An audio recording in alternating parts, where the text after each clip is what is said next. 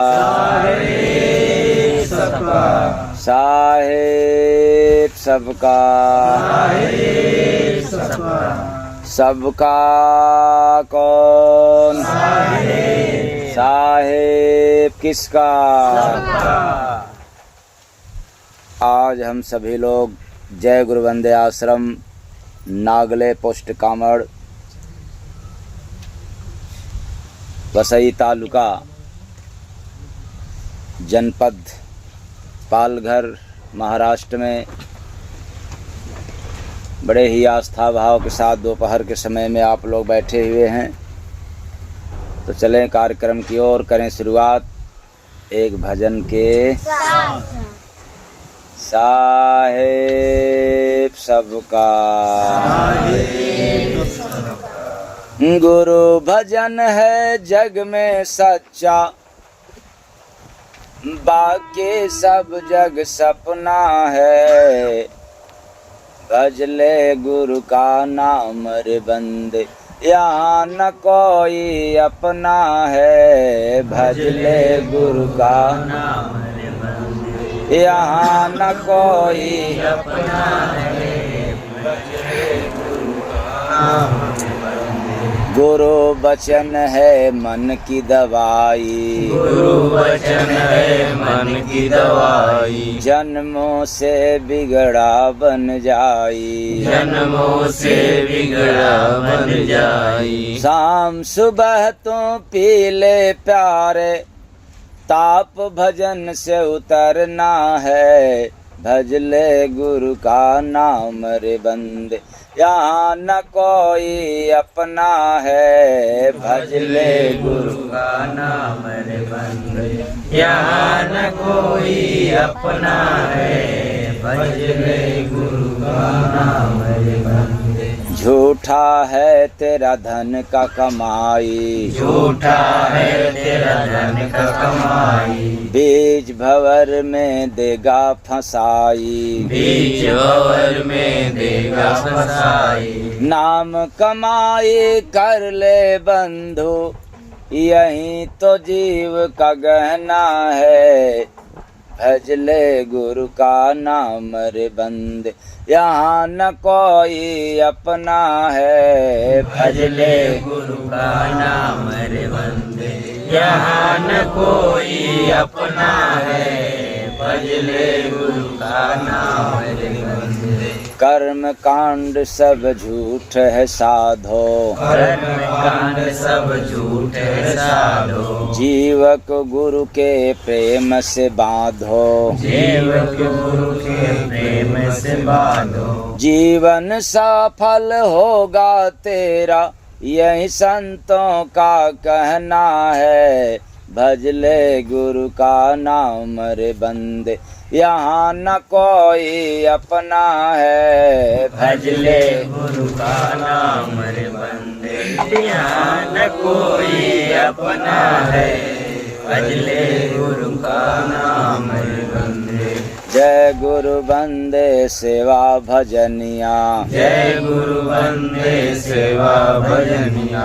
भक्ति सत्संग पुण्य करनिया, भक्ति सत्संग पुण्य करनिया। चार धाम यही जगत में, घूमो यहाँ से एक दिन चलना है।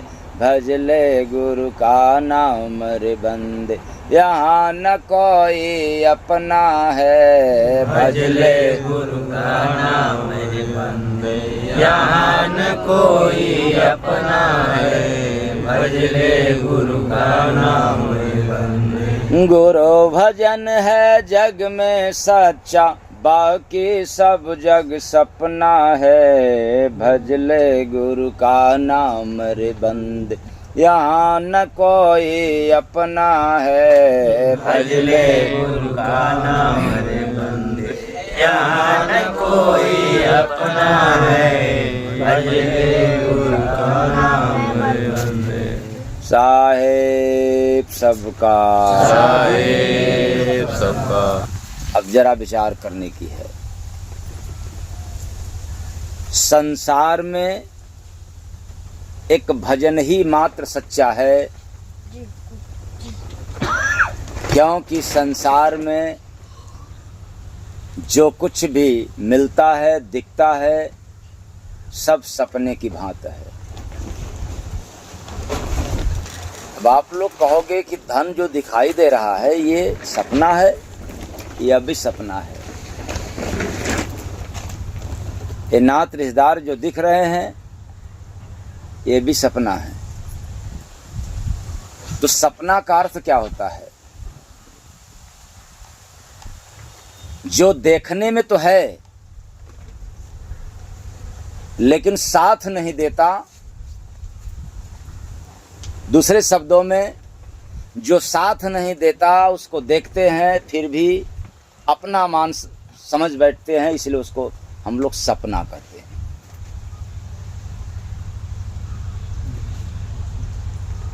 जैसे आज हमने कपड़ा पहना और वह भी नया, दुकान से खरीदा, सिला सिलाया हुआ, या खरीद करके उसको टेलर को दिया, सिल करके दे दिया और आपने पहन लिया। आज वह कपड़ा नया है, बड़ा अच्छा लगता है। अगले दिन वही कपड़ा पुराना हो जाएगा और देखते देखते न जाने कितनी बार जिंदगी में आप लोगों ने कपड़ों को चेंज किया कि नहीं किया? चेंज कर दिया तो कपड़े की आयु कितना हुआ? कोई निर्धारित नहीं है, कब फट जाएगा। उसी तरह से शरीर एक कपड़ा है, यह जो तन है एक वस्त्र है। तो किसके लिए वस्त्र है? आत्मा के लिए। तो आत्मा के लिए यह कपड़ा मिला हुआ है।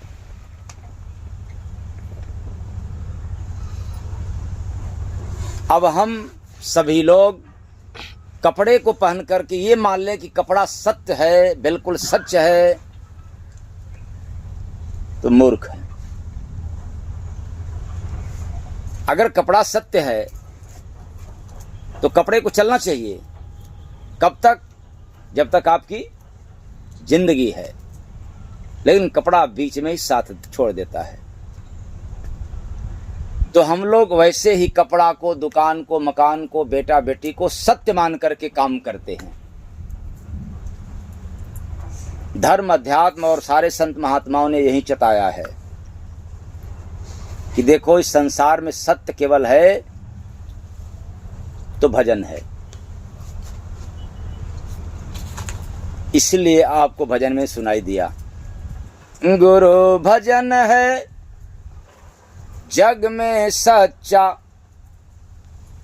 बाकी सब जग सपना है। भज ले गुरु का नाम रे बंदे, यहाँ न कोई अपना है। भज ले गुरु का नाम रे बंदे, यहाँ न कोई अपना है। भज ले गुरु का नाम रे बंदे।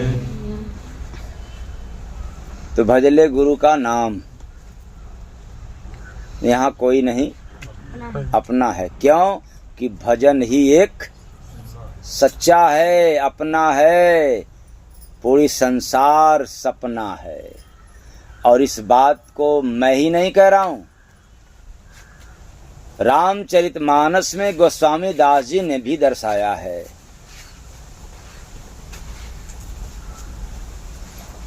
और स्वयं भगवान शंकर जी अपनी पत्नी अर्धांगिनी से कहते हैं कि उमा कहूं मैं अनुभव अपना। यानी अपने पत्नी से स्वयं भगवान भोलेनाथ कह रहे हैं कि देखो मैं किसी का सुना और पढ़ा हुआ नहीं बात कह रहा हूं। उमा कहूं मैं अनुभव अपना। याद रखना, ज्ञान से बड़ा अनुभव। ज्ञान किसी भी प्रकार का चाहे किसी को भी मिल जाए, वो एक बार धोखा मिलना तय है ज्ञान में। लेकिन अनुभव यदि मिल गया तो धोखा नहीं खाते। वैसे जैसे बिल्ली को जानते हैं, गर्म दूध पी ले एक बार, भूल से तो छाछ को भी कैसे पिएगी? हाँ, सोच लेना।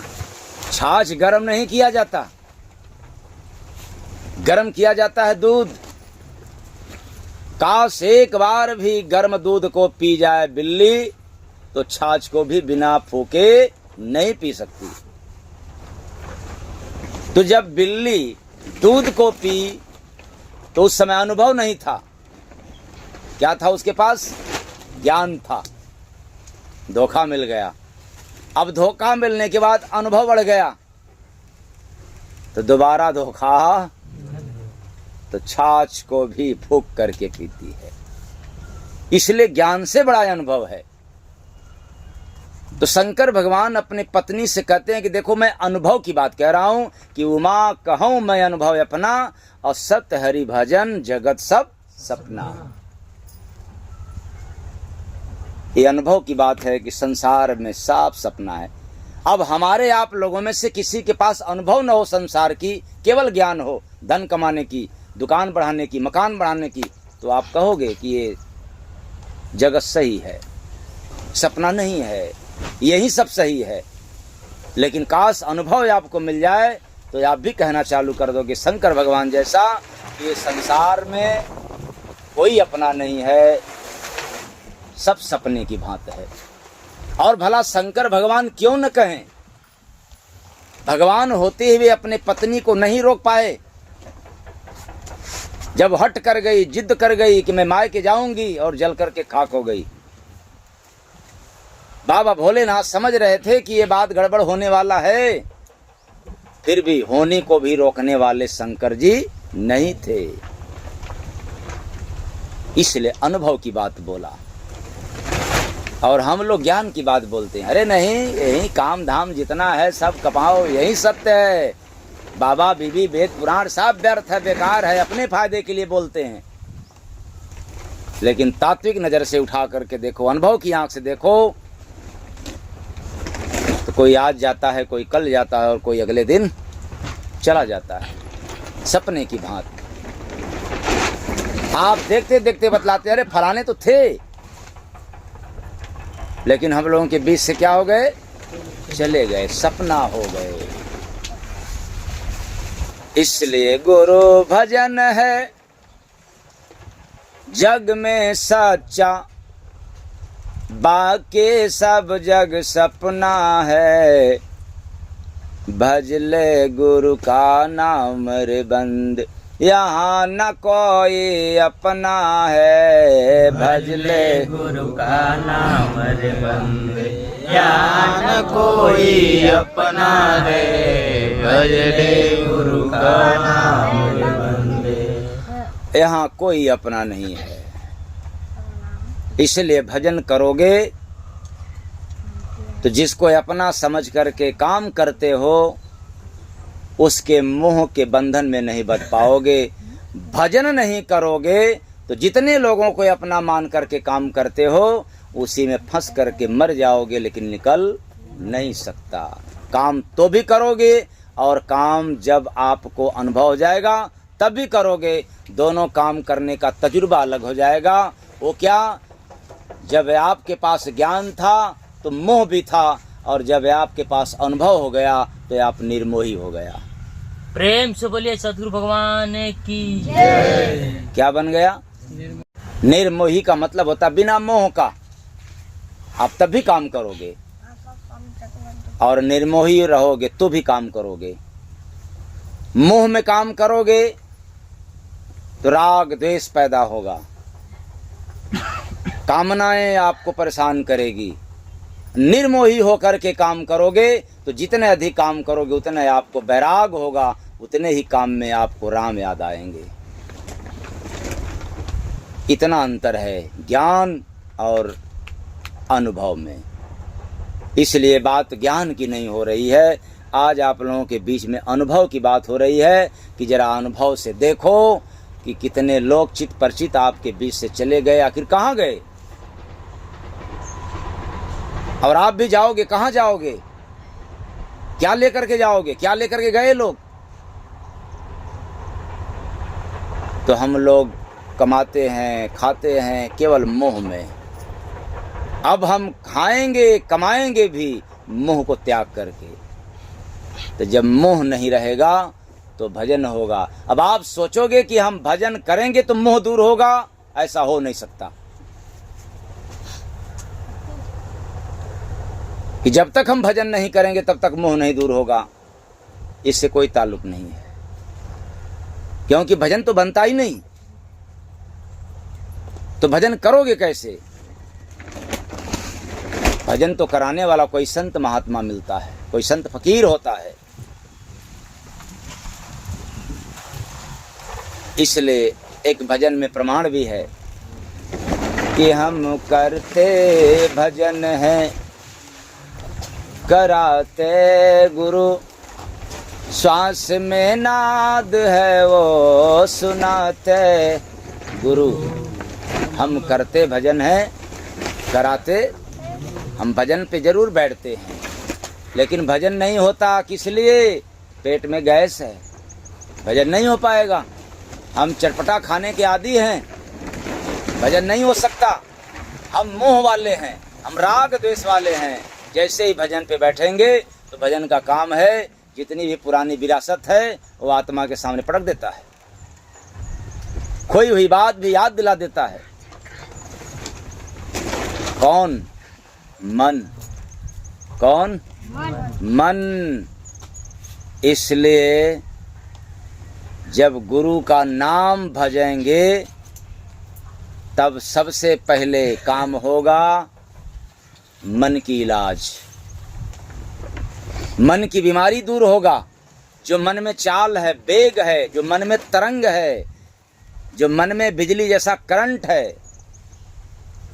वो शांत होगा। क्यों? कि जो संतों की बाणी होती है, उस बाणी का पालन करने से मन का इलाज होता है, मन निर्मल होता है।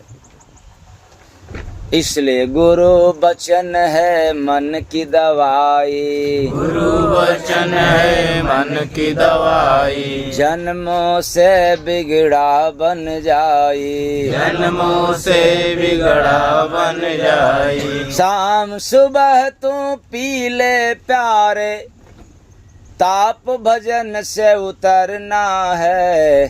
ताप माने बुखार।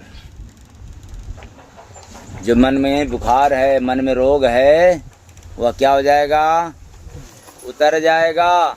और दूसरा अर्थ है भौतिक, दैहिक और दैविक ताप, यानी जो तीनों ताप आत्मा को लगा हुआ है, वह भी भजन से क्या हो जाएगा? उतर जाएगा, मुक्त हो जाएगा, छूट जाएगा। दैहिक, दैविक और भौतिक ताप ये भजन से ही उतरता है। तो जैसे ही उतरेगा वैसे ही जीव हल्का हो जाएगा।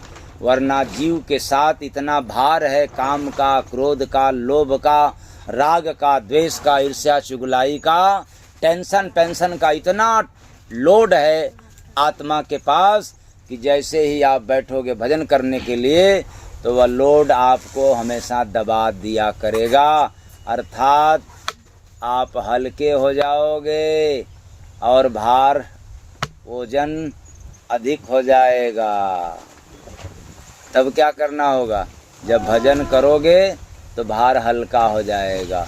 संसार से पार क्यों नहीं हो पाते? क्योंकि इतना गठरी, इतना लोड लिए हो कि गठरी लेकर के कैसे आप नदी से तैर सकते हो? अपना शरीर बचाना तो बड़ा मुश्किल है। और जब पीठ पर गट्ठर लाद लिया, भारी भरकम सामान लाद लिया, तो पानी में तैर पाओगे? नहीं। तो फिर ये बताओ, ये भवसागर से, संसार से कैसे जाओगे ऊपर? लिमिट होना चाहिए। ट्रेन में जा रहे हो तो आपके पास एक टिकट है तो कितना वजन लेकर के जाओगे? प्लेन में जा रहे हो तो कितना वजन लेकर के जाओगे? उसी तरह से जब ऊपर जाना है तो कितना वजन लेकर के जाना है? कुछ अता पता है? नहीं है।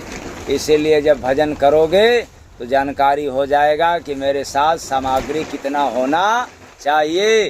वरना संसार की समस्त सामग्री को अपने जीवन में संचित करना चाहते हो और उसी में आप दब जाते हो, फिर नहीं निकल पाते हो।